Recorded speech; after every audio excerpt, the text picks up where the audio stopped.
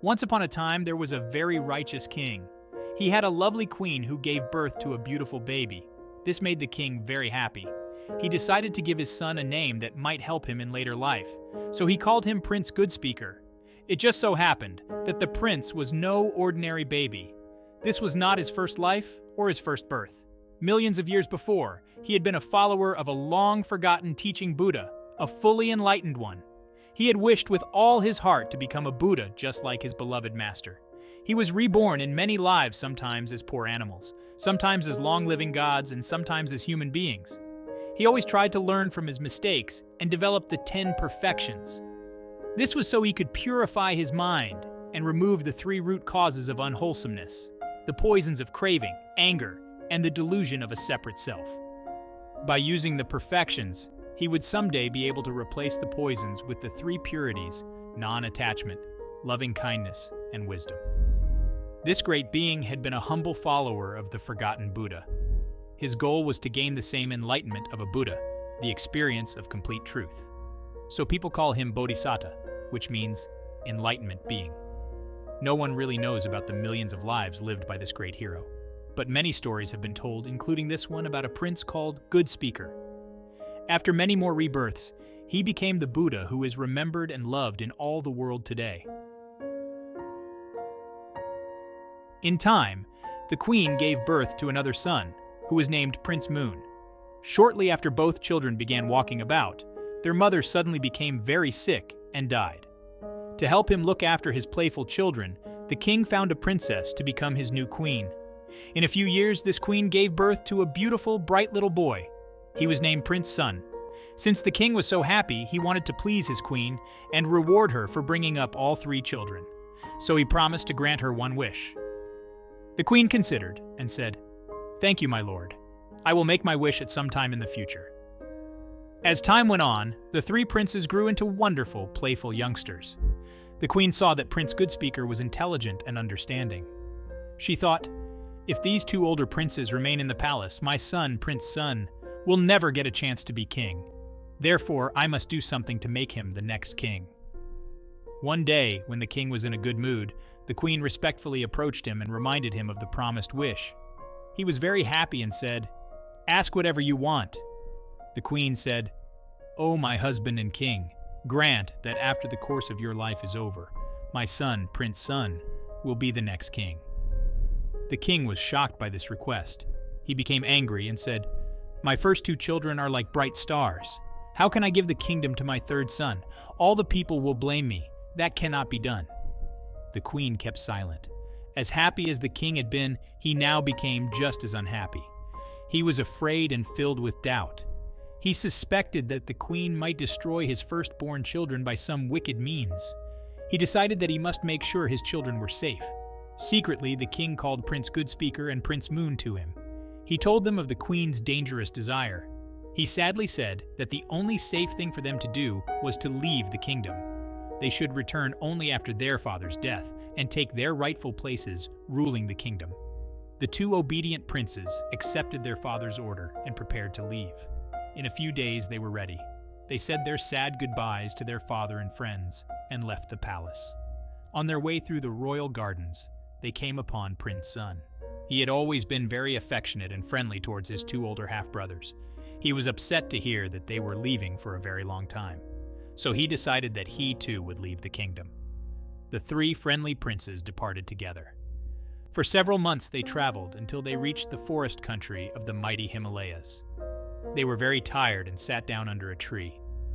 The oldest brother, Prince Goodspeaker, said to the youngest, Prince Sun, "Please go down to the nearby lake and fill some lotus leaves with water. Bring them back here so we all can drink."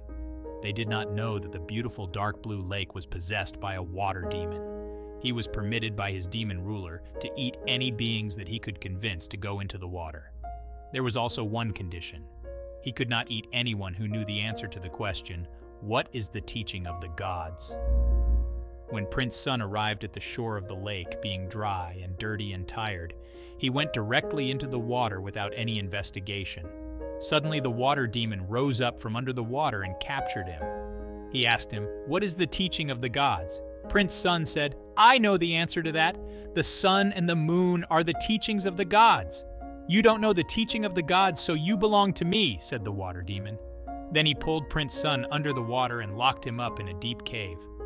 Since Prince Sun was delayed, Prince Goodspeaker asked the second brother, Prince Moon, to go down to the lake and bring back water and lotus leaves. When he got there, he too went directly into the water without examining. Again, the water demon appeared, grabbed him, and asked, "What is the teaching of the gods?" Prince Moon said, "I know the answer to that. The 4 directions, north, east, south, and west, these are the teachings of the gods." "You don't know the teaching of the gods, so you belong to me," replied the water demon. Then he locked up Prince Moon in the same underwater cave with Prince Sun. When both his brothers did not return, Prince Goodspeaker began to worry that they might be in some danger. So he himself went down to the beautiful dark blue lake. As he was a wise and careful person, he did not go directly into the water. Instead, he investigated and saw that there were 2 sets of footprints leading into the lake, but not coming out again. To protect himself, he got his sword and bow and arrows ready. He began to walk around the lake. Seeing that this prince did not go straight into the lake, the water demon appeared to him disguised as a humble villager. He said to him, "My dear friend, you look tired and dirty from much walking. Why don't you get into the water and bathe, drink, and eat some lotus roots?" Remembering the one-way footprints, Prince Goodspeaker said, "You must be some kind of demon disguised as a human. What have you done with my brothers?" Surprised at being recognized so quickly, the water demon returned to his true ferocious appearance. He replied to the wise prince, "By my rights, I've captured your brothers." The prince asked, "For what reason?" "So that soon I can gobble them up," the demon answered. "I have permission from my demon ruler to eat all those who go into this lake, who do not know the teaching of the gods. If anyone does know the teaching of the gods, I am not allowed to eat him." The prince asked, "Why do you need to know this? What is the advantage to a demon like you, to know the teaching of the gods?" The water demon replied, "I know there must be some advantage to me." "Then I will tell you what the gods teach," said Prince Goodspeaker, "but I have a problem. Look at me. I am covered with dust and dirt from traveling. I cannot speak about wise teachings in this condition." By now, the water demon realized that this prince was especially wise. So he washed and refreshed him. He gave him water to drink from lotus leaves and tender lotus roots to eat. He prepared a comfortable seat for him, decorated with pretty wild flowers. After laying aside his sword and bow and arrows, the enlightenment being sat on the adorned seat. The ferocious demon sat by his feet, just like a student listening to a respected teacher, of calm and peacefulness. "Brother." His mother requested our father's kingdom for him, so it was for our protection that our father sent us here. The young Prince Sun joined us out of friendship, but if we return to the court without him, and say he was eaten by a water demon who wanted to know the teaching of the gods, who would believe us? They would think we killed him because he was the cause of our danger. This would bring shame to us and unhappiness to the kingdom. Fearing such unwholesome results, I tell you again to release the young Prince Sun. Practice that true teaching. I will gladly give back both your brothers." So saying, he went down into the lake and brought both princes back to shore. They were wet but unharmed, as a flesh-eating demon, and if you continue in this way, you will be trapped in a terrible state, even in later lives. For unwholesome deeds lead to shame, fear, and unpleasant rebirth. But wholesome deeds lead to self-respect, peace, and pleasant rebirth. Therefore, it would be much better for you to do pure deeds rather than impure deeds from now on. This turned the demon from his past ways, and the princes lived together happily under his protection for the rest of his life. In this way, they all acquired wholesome, meritorious thoughts, leading to rebirth in a heaven world. The moral is, unwholesome actions bring shame and fear. Wholesome actions bring self-respect and peace. Once upon a time, the king of Benares went on a picnic in the forest. The beautiful flowers and trees and fruits made him very happy. As he was enjoying their beauty, he slowly went deeper and deeper into the forest. Before long, he became separated from his companions and realized that he was all alone. Then he heard the sweet voice of a young woman. She was singing as she collected firewood. To keep from being afraid of being alone in the forest, the king followed the sound of the lovely voice. When he finally came upon the singer of the songs, he saw that she was a beautiful, fair young woman and immediately fell in love with her. They became very friendly, and the king became the father of the firewood woman's child. Later, he explained how he had gotten lost in the forest, and convinced her that he was indeed the king of Benares. She gave him directions for getting back to his palace. The king gave her his valuable signet ring and said, "If you give birth to a baby girl, sell this ring and use the money to bring her up well. If our child turns out to be a baby boy, bring him to me along with this ring for recognition." So saying, he departed for Benares. In the fullness of time, the firewood woman gave birth to a cute little baby boy. Being a simple, shy woman, she was afraid to take him to the fancy court in Benares. But she saved the king's signet ring. In a few years, the baby grew into a little boy. When he played with the other children in the village, they teased him and mistreated him, and even started fights with him. It was because his mother was not married that the other children picked on him. They yelled at him, "No father! No father! Your name should be No Father!" Of course, this made the little boy feel ashamed and hurt and sad. He often ran home crying to his mother. One day he told her how the other children called him, "No father! No father! Your name should be No Father!" Then his mother said, "Don't be ashamed, my son. You are not just an ordinary little boy. Your father is the king of Benares." The little boy was very surprised. He asked his mother, "Do you have any proof of this?" So she told him about his father giving her the signet ring, and that if the baby was a boy, she should bring him to Benares, along with the ring as proof. The little boy said, "Let's go then." Because of what happened, she agreed, and the next day they set out for Benares. When they arrived at the king's palace, the gatekeeper told the king the firewood woman and her little son wanted to see him. They went into the royal assembly hall, which was filled with the king's ministers and advisors. The woman reminded the king of their time together in the forest. Finally, she said, "Your Majesty, here's your son." The king was ashamed in front of all the ladies and gentlemen of his court, so even though he knew the woman spoke the truth, he said, "He is not my son." Then the lovely young mother showed the signet ring as proof. Again the king was ashamed and denied the truth, saying, "It is not my ring." Then the poor woman thought to herself, "I have no witness and no evidence to prove what I say. I have only my faith in the power of truth." So she said to the king, "If I throw this little boy up into the air, if he truly is your son, may he remain in the air without falling. If he is not your son, may he fall to the floor and die." Suddenly she grabbed the boy by his foot and threw him up into the air. Lo and behold, the boy sat in the cross-legged position, suspended in mid-air, without falling. Everyone was astonished, to say the least. Remaining in the air, the little boy spoke to the mighty king. "My lord, I am indeed a son born to you.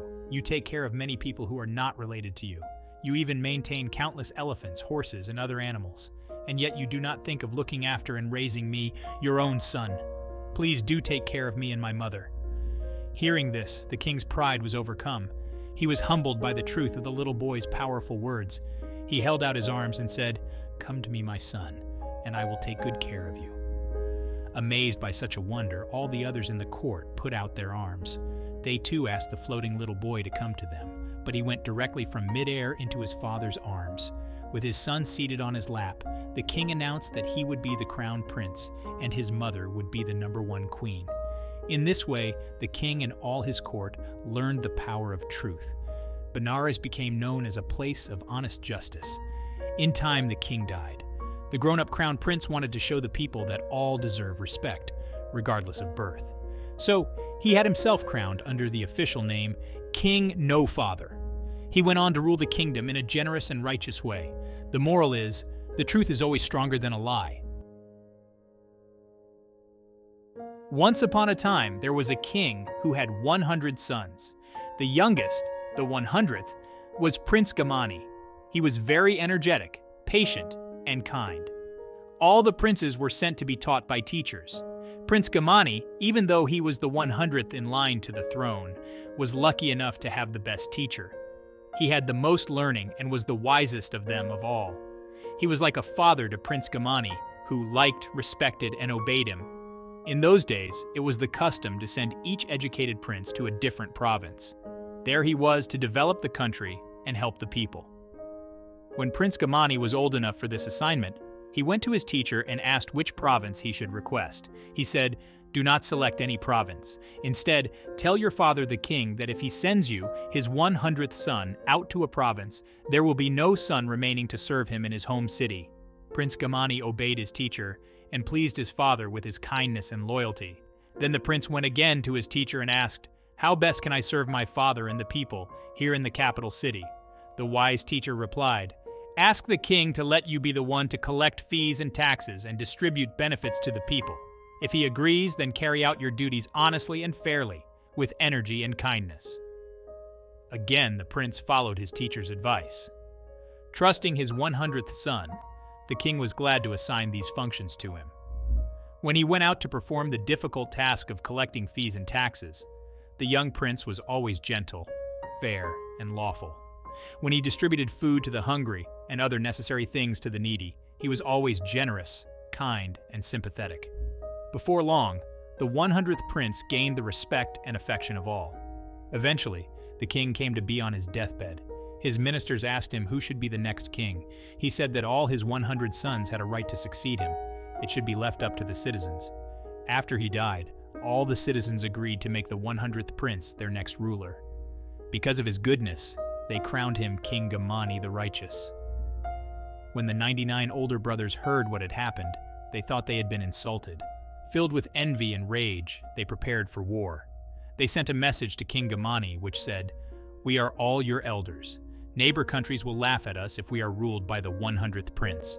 Either you give up the kingdom, or we will take it by war." After he received this message, King Gamani took it with him to his wise old teacher and asked his advice. It just so happened that this honorable, gentle teacher was the reborn Enlightenment being. He said, "Tell them you refuse to wage war against your brothers. Tell them you will not help them kill innocent people you have come to know and love. Tell them that, instead, you are dividing the king's wealth among all 100 princes. Then send each one his portion." Again, the king obeyed his teacher. Ways, with generosity, pleasant conversation, providing instruction for their benefit, and treating all with even-handed courtesy. King Gamani the Righteous invited his wise old teacher to live in the palace. He honored him with great wealth and many gifts. He held a celebration for his respected teacher, saying to the full court, "I, who was the 100th prince among 100 worthy princes, owe all my success to the wise advice of my generous and understanding teacher. Likewise, all who follow their wise teacher's advice will earn prosperity and happiness. Even the unity and strength of the kingdom we owe to my beloved teacher." The kingdom prospered under the remainder of the generous and just rule of King Gamani the Righteous. The moral is, one is rewarded 100-fold for following the advice of a wise teacher. A very, very long time ago, there were people who lived much longer than they do today. They lived many thousand years. At that time, the Enlightenment being was born as a baby named Makadeva. He lived 84,000 years as a child and crown prince. At the time of our story, he had been a young king for 80,000 years. One day, Makadeva told the royal barber, "If you see any gray hair on my head, you must tell me immediately." Of course, the barber promised to do so. Another 4,000 years passed until Makadeva had been a young king for 84,000 years. Then one day, while he was cutting the king's hair, the royal barber saw just one little gray hair on all the king's head. So he said, "Oh my lord, I see one gray hair on your head." The king said, "If this be so, pull it out and put it in my hand." The barber got his golden tweezers, plucked out the single little gray hair, and put it in the king's hand. At that time, the king still had at least another 84,000 years left to live as an old king. Looking at the one gray hair in his hand, he became very afraid of dying. He felt like death was closing in on him, as if he were trapped in a burning house. He was so afraid that the sweat rolled down his back, and he shuddered. King Makadeva thought, "O foolish king, you have wasted all this long life, and now you are near death. You have made no attempt to destroy your greed and envy, to live without hating, and to get rid of your ignorance by learning the truth and becoming wise." As he thought this, his body burned, and the sweat kept rolling down. Then he decided once and for all, it is time to give up the kingship, be ordained as a monk, and practice meditation. Thinking so, he granted the income of a whole town to the barber. It amounted to 100,000 per year. Then the king called his oldest son to him and said, "My son, I have seen a gray hair. I have become old. I have enjoyed the worldly pleasures of great wealth and power. When I die, I want to be reborn in a heaven world, to enjoy the pleasures of the gods." so I will be ordained as a monk. You must now take the responsibility of ruling the country. I will live the life of a monk in the forest." Hearing of this, the royal ministers and the rest of the court rushed to the king and said, "Our lord, why do you suddenly want to be ordained?" The people wept at the news of his departure. King Makadeva gave up his royal life, went into the forest, and was ordained as a monk. There he practiced what holy men call the 4 heavenly states of mind. First is loving kindness, tender affection for all. Second is feeling sympathy and pity for all those who suffer. Third is feeling happiness for all those who are joyful. And the 4th state is balance and calm, even in the face of difficulties or troubles. Once upon a time, there was a high-class rich man. As he became older, he realized that the suffering of old age was about the same for rich and poor alike. So he gave up his wealth and class position and went into the forest to live as a poor monk. He practiced meditation and developed his mind. He freed himself from unwholesome thoughts and became contented and happy. His peacefulness and friendliness gradually drew 500 followers to his side. Once upon a time, there was a high-class rich man. As he became older, he realized that the suffering of old age was about the same for rich and poor alike. So he gave up his wealth and class position and went into the forest to live as a poor monk. He practiced meditation and developed his mind. He freed himself from unwholesome thoughts and became contented and happy. His peacefulness and friendliness gradually drew 500 followers to his side. At that time, long ago, most monks usually looked pretty serious. But there was one monk who, even though he was quite dignified, always wore at least a little smile. No matter what happened, he never lost this glimmer of inner happiness. And on happy occasions, he had the broadest smile and the warmest laughter of all. Sometimes monks, as well as others, would ask him why he was so happy that he always wore a smile. He chuckled and said, "If I told you, you wouldn't believe me, and if you thought I spoke a lie, it would be a dishonor to my master." The wise old master knew the source of the happiness that could not be wiped from his face. He made this happiest monk his #1 assistant. One year, after the rainy season, the old monk and his 500 followers went to the city. The king permitted them to live in his pleasure garden for the springtime. This king was a good man who took his responsibilities as ruler seriously. He tried to protect the people from danger and increase their prosperity and welfare. He always had to worry about neighboring kings, some of whom were unfriendly and threatening. He often had to make peace between his own rival ministers of state. Sometimes his wives fought for his attention and for the advancement of their sons. Occasionally, a dissatisfied subject even threatened the life of the king himself. And of course, he had to worry constantly about the finances of the kingdom. In fact, he had so much to worry about that he never had time to be happy. As summer approached, he learned that the monks were preparing to return to the forest. Considering the health and welfare of the old leader, the king went to him and said, "Your Reverence, you are now very old and weak. What good does it do to go back to the forest? You can send your followers back, while you remain here." The chief monk then called his #1 assistant to him and said, "You are now to be the leader of the other monks while you all live in the forest. As I am too old and weak, I will remain here as offered by the king."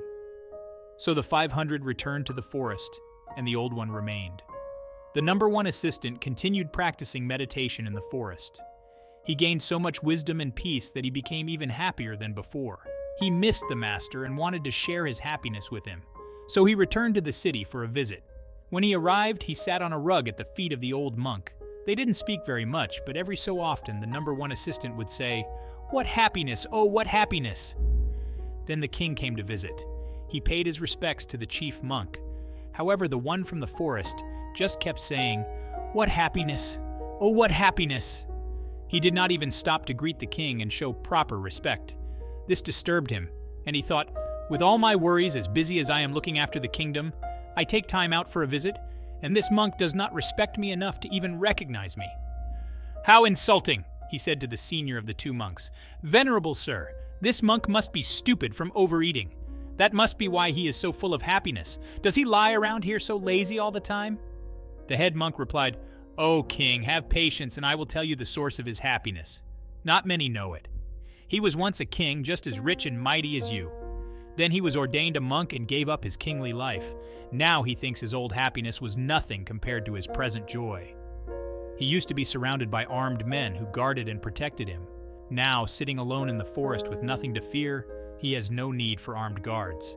He has given up the burden of worrying about wealth that has to be protected. Instead, free of the worry of wealth and the fear of power, his wisdom protects himself and others. He advances in meditation to such inner peace that he cannot keep from saying, "What happiness! Oh, what happiness!" The king understood at once. Hearing the story of the happy monk made him feel at peace. He stayed for a while and received advice from both of them.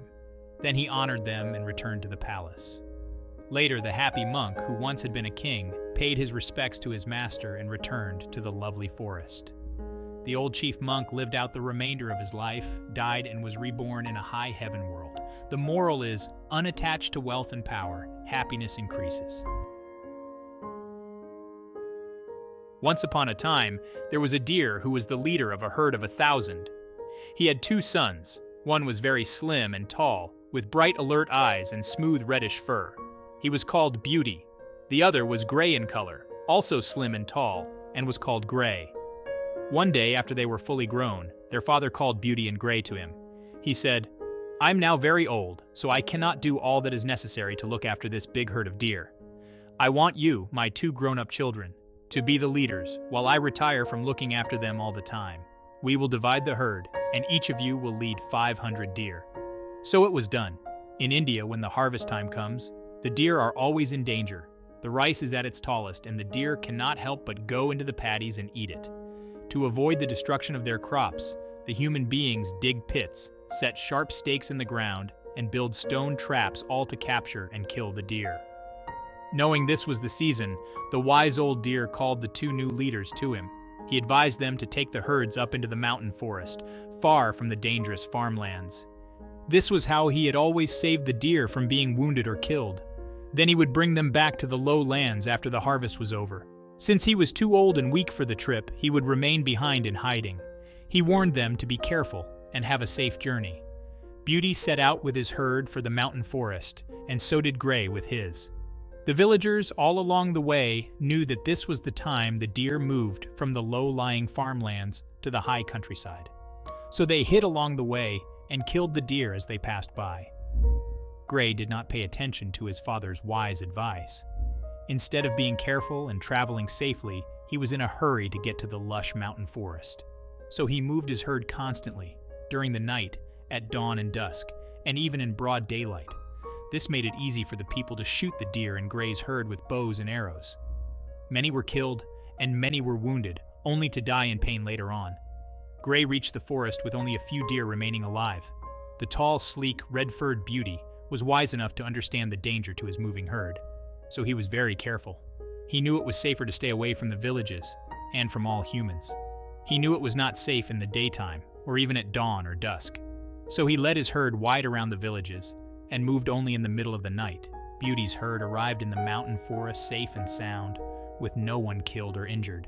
The 2 herds found each other, and remained in the mountains until well after the harvest season was over.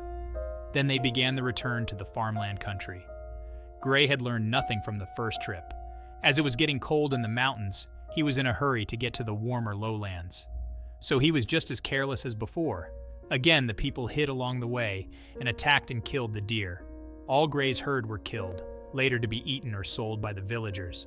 Gray himself was the only one who survived the journey. Beauty led his herd in the same careful way as before.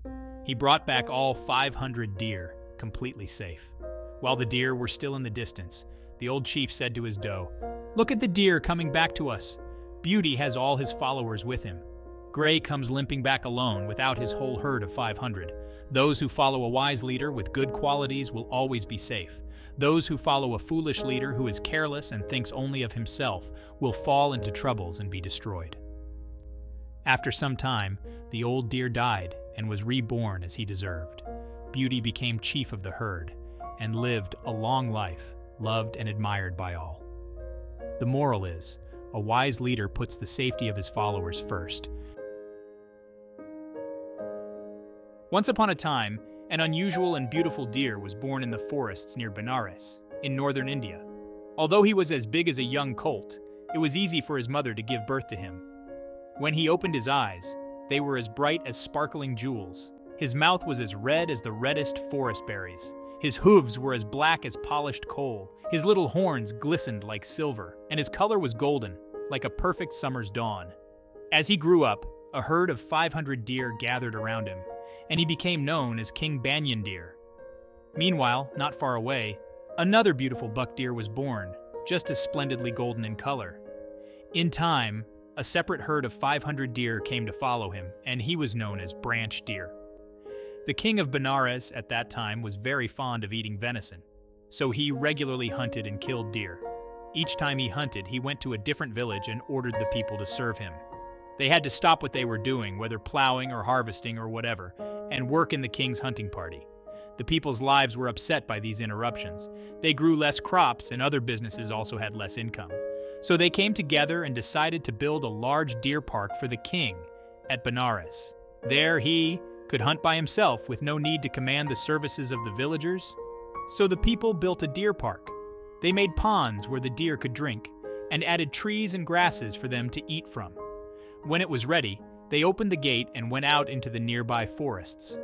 They surrounded the entire herds of Banyan and Branch deer. Then, with sticks and weapons and noisemakers, they drove them all into the deer park trap and locked the gate behind them. After the deer had settled down, the people went to the king and said, "Our crops and income have suffered because of your hunting requirements. Now we have made you a pleasant, safe deer park, where you can hunt by yourself as you like. With no need of our aid, you can enjoy both the hunting and the eating of deer." The king went to the new deer park. There he was pleased to see the vast herds.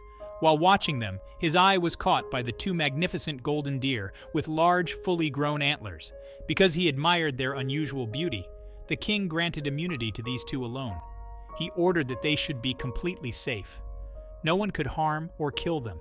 Once a day, the king would come and kill a deer for his dinner table. Sometimes, when he was too busy, the royal cook would do this. The body would then be brought to the chopping block to be butchered for the oven. Whenever the deer saw the bow and arrows, they went into a panic, trembling for their lives. They ran around wildly, some being injured and some wounded, many suffering great pain. One day, King Banyan Deer's herd gathered around him. He called Branch Deer, and the two herds joined for a meeting. King Banyan Deer addressed them. "Although in the end there is no escape from death, this needless suffering due to injuries and wounds can be prevented. Since the king only wishes the meat of one deer per day, let one be chosen by us each day to submit himself to the chopping block.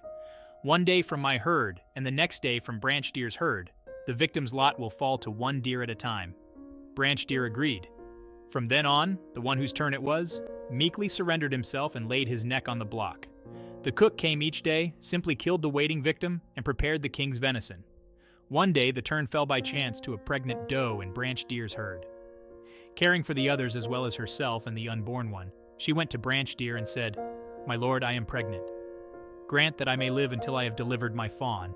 Then we will fill 2 turns rather than just one. This will save a turn, and thereby a single life, for one long day." Branch Deer replied, No, I cannot change the rules in midstream and put your turn upon another. The pregnancy is yours. The babe is your responsibility. Now leave me." Having failed with Branch Deer, the poor mother doe went to King Banyan Deer and explained her plight. He replied gently, "Go in peace. I will change the rules in midstream and put your turn upon another." And the deer king went to the executioner's block and laid down his own golden neck upon it. A silence fell in the deer park. And some who tell this story even say that silence also fell in other worlds not seen from here. Soon the royal cook came to kill the willing victim on the block. But when he saw it was one of the 2 golden deer the king had ordered spared, he was afraid to kill him. So he went and told the king of Benares. The king was surprised, so he went to the park. He said to the golden deer still lying on the block, "O king of deer, did I not promise to spare your life? What is the reason you come here like the others?" King Banyan Deer replied, "O king of men, this time a pregnant doe was unlucky enough to be the one to die. She pleaded for me to spare her, for the sake of others as well as her unborn baby and herself.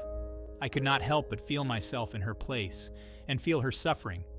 I could not help but weep to think the little one would never see the dawn, would never taste the dew.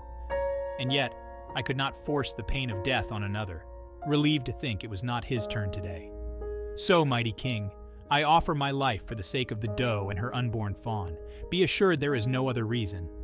Others, such great kindness and tender love for all your fellow deer. Arise. I decree that you will never be killed by me or anyone else in my kingdom, and so too, the doe and her babe. Out of compassion and gratitude, King Banyan Deer, the Enlightenment being, taught the king of Benares. He advised him to climb the 5 steps of training in order to purify his mind. He described them by saying, "It will benefit you if you give up the 5 unwholesome actions. These are destroying life, for this is not compassion; taking what is not given, for this is not generosity; doing wrong in sexual ways, for this is not loving kindness; speaking falsely, for this is not truth; losing your mind from alcohol, for this leads to falling down the first 4 steps."